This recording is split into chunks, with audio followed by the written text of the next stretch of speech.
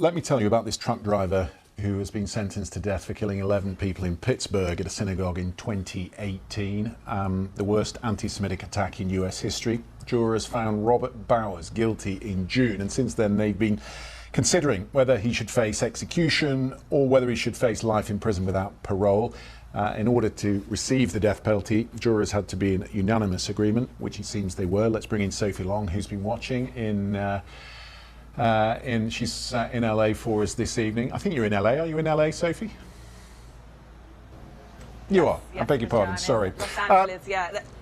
Let's just talk about this, because I know that the families have been speaking in the last hour about the verdicts that's been handed down. What have you heard? Yeah, a hugely difficult time for them. Obviously, this follows a lengthy trial. As you said, Robert Bowers was found guilty of all 63 charges against him in June. Then the same jury found that he would be eligible for the death penalty, and today they have announced that he should indeed be sentenced to death. Now, a formal sentencing will take place tomorrow. The judge is bound by their decision, so he will have to put Robert Bowers to death. And at the moment, what we're hearing is from families of the victims and some of the survivors of the attack making statements to the press in Pittsburgh at the synagogue, the Tree of Life synagogue, where this shooting took place back in October of 2018.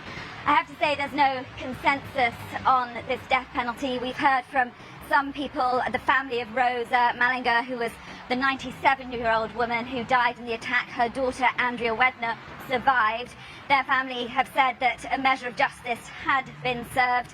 Returning a death sentence is not a decision that comes easy, they said, but we must hold accountable those who wish to commit such terrible acts of anti-Semitism, hate and violence. So no one is taking this death sentence lightly. It is the first death sentence to take place under the Biden administration, and the formal proceedings will take place tomorrow, when again victims, the families of the victims of the attack, will have another opportunity to address the court and Robert Bowers himself. Always a divisive issue, the death penalty. 70% of the countries around the world don't have it, and I guess it depends where you stand on that. But across the country, Sophie, there are Jewish communities who live in fear, and particularly live in fear tonight, fearful of retribution.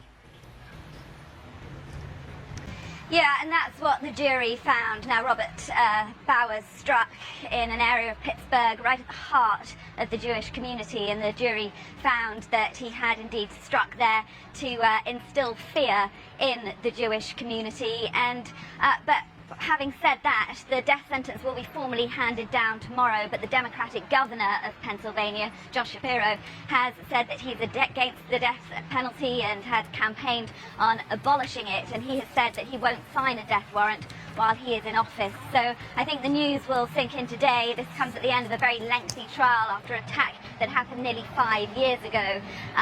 But yeah, we will hear more impact statements from the victims' families and from people who survived that attack. But that was really at the heart of the jury's decision. The defence had argued that Robert Bowers was mentally ill, that he was schizophrenic, he had a mental illness that hadn't been treated, but the prosecution argued that it was a hate crime and it had been planned and it had been intended to instill fear in the Jewish community, and then they unanimously found that he should indeed be sentenced to death.